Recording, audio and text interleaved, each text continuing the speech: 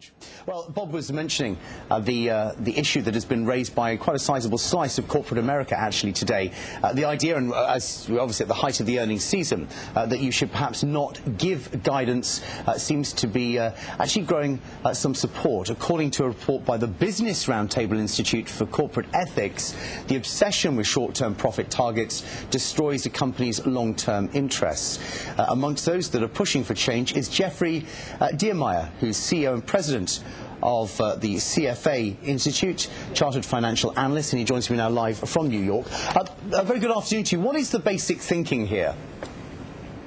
Oh, I think the basic thinking is this is really great news because corporate executives for a long time have really not wanted to get on the earnings treadmill of getting guidance and then having to run their businesses in a way to meet quarterly earnings expectations in that regard. And basically this report's telling the marketplace that professional investors, 76% of our members, agree with those corporate executives. Run the business, do the best job you can. Don't worry so much about the quarter. And yet those are the rules as they stand at the moment. Well, that's the way in which information comes out. And that doesn't mean for a moment that analysts, researchers, hedge funds won't be trying to estimate what the quarters are. But there's pretty tangible evidence. A study by Duke indicated that something in the order of 80% of corporate leadership would actually do some things near the end of the quarter, delay some research and development projects, do some other things. That's just in order to make the quarter. Similarly, over half of CFOs have indicated in the same study that they would delay long-term value-adding projects so as to meet quarterly earnings guidance. That's not the way to run a business. No, indeed not. But I suppose you only end up there in that situation if there's a total obsession with hitting exactly what the market wants and not the ability to turn around and say, okay, I am disciplined, I am coming to the market, I am telling you exactly what's going on every quarter, but let me tell you, we've diverted from the long-term trend, and this is why. You know, you don't have to break it by removing that element of transparency, do you? You could break it further down the line and say, actually, you should grow up in the way that you treat earnings figures.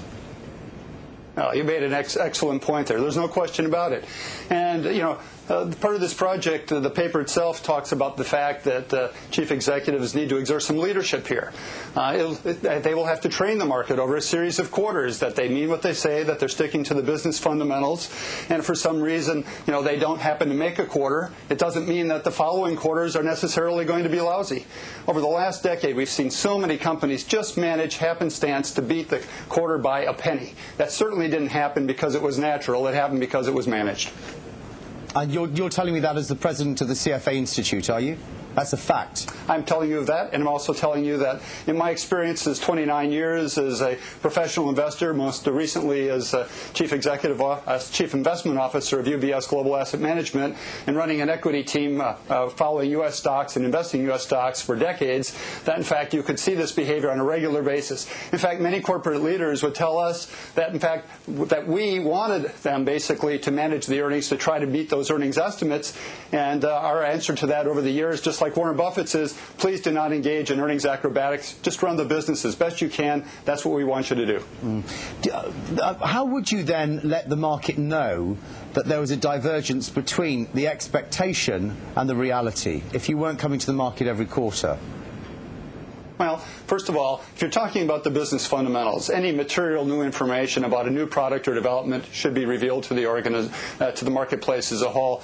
If you talk about basically the key core drivers of the business themselves and try to help the marketplace understand the nature of that business and what's happening in that business, the marketplace, researchers and investors and hedge fund managers then will interpret. They'll take a look what's going on in the industry. They'll collect with their other sources of information. They'll form a mosaic, and they'll be able to come to a conclusion in terms of that. There's no reason why necessarily you want your stock price to get way out in front of your business fundamentals. In fact, the best stock price is a stock price that fairly reflects the long-term value of the company. And the value of a company is based on the long-term outlook of its prospects, not what's happening in the current quarter.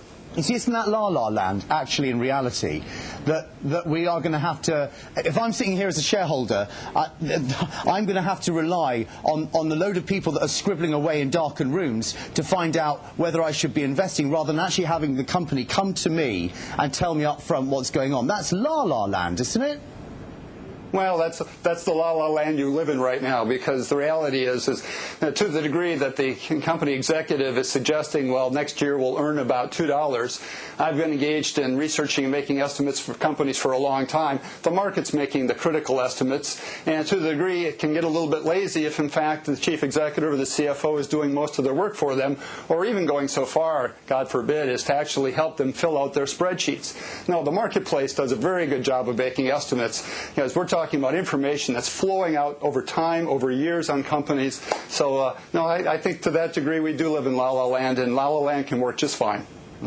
I suppose there's a question about the competency of a lot of those people who make those estimates, and we've seen some really bad mistakes. But isn't the basic issue, and I come back to it, and we touched on it earlier on, the basic problem is that the market is too short-term, and the short-term element of the market is growing? Well, that's a hard thing to measure. I mean, there was a belief, I think, a number of years ago that the market was starting to think a little bit more longer term. And then with the advent of certain hedge fund strategies that are very short term in nature, that there's been a lot of attention placed on that. And you're seeing a lot from the sell side, which suggests that horizons of a particular group of local and also very active traders are basically, very short-term in nature. Earlier, the comment was made about the fact that these short-term traders are setting the prices. Those short-term traders set the price at any given moment in time. But if you take a look at a stock price chart over a course, the stock price charts that you put up regularly, you look over the course of a month or a quarter, those traders are not setting the stock price. Basically, the investment community, looking at the long-term prospects of the company, are setting the stock price. And even artificial temporary aberrations of the stock price eventually works out fairly quickly. I can assure you this is something I firmly believe in from all my years of being a fundamental investor.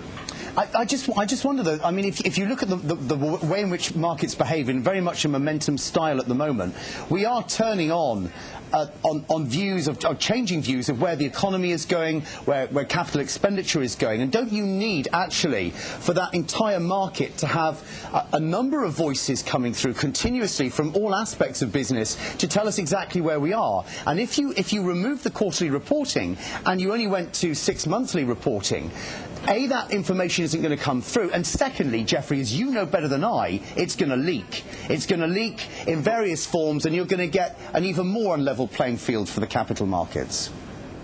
Let's make a careful distinction here, because maybe there was some misunderstanding.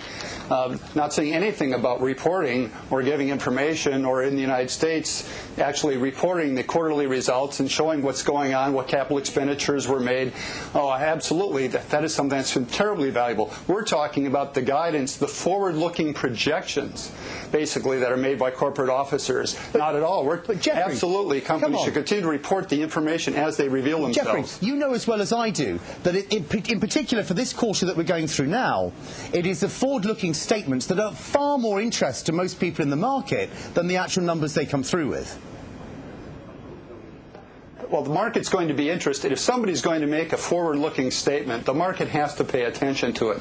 But if you and I are running a business and we're talking about the developments as they're occurring, the basic fundamentals of the business, without going down to saying it's going to be 29 cents a share, and then as we get near the end of the quarter, feeling all kinds of pressure to make 29 cents a share, we're all going to be much better off. Sure. So you make some very good points, but the market's pretty smart. The market can deal with this information flow.